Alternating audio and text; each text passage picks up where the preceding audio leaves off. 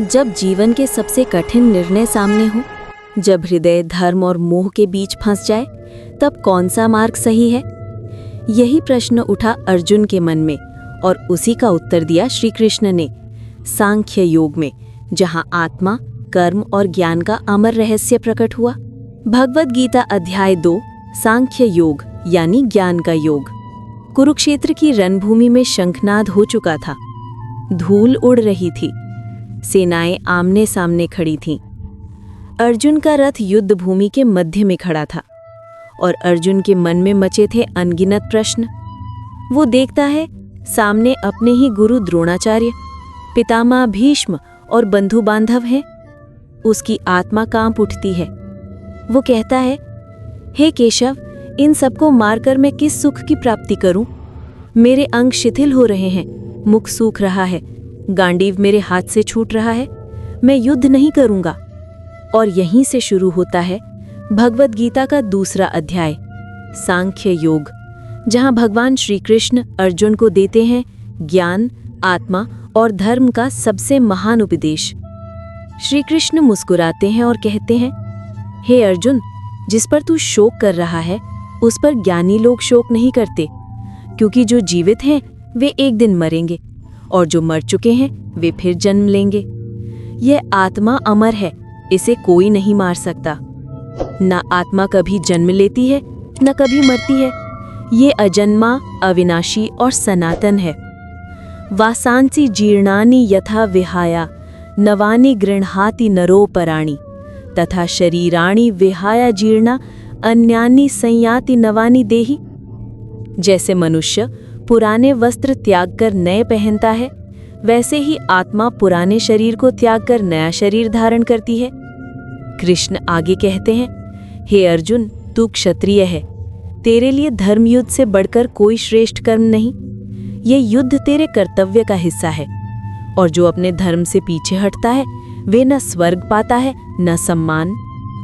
फिर वे कहते हैं, सुख दुख, लाभ हानि, जय पराजय, इन सबको समान भाव से देख।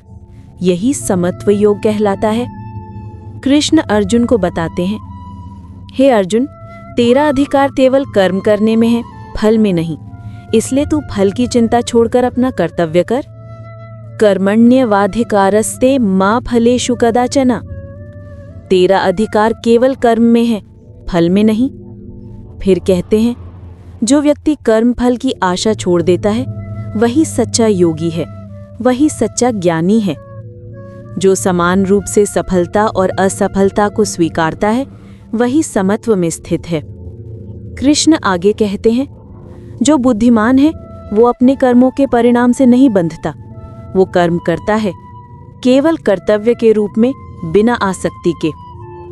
बुद्धि युक्तो जहाति एह उभय सुकृत दुष्कृते तस्माद् योगाय युज्यस्व योगः कर्मसु कौशलम।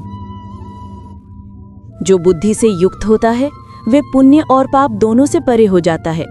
इसलिए योग में स्थित रहो, क्योंकि योग ही कर्म में कुशलता है। कृष्ण अर्जुन से कहते हैं, हे अर्जुन, जब मन स्थिर हो जाता है और इंद्रियां नियंत्रण में रहती हैं, तब व्यक्ति परम शांति को प्राप्त करता है।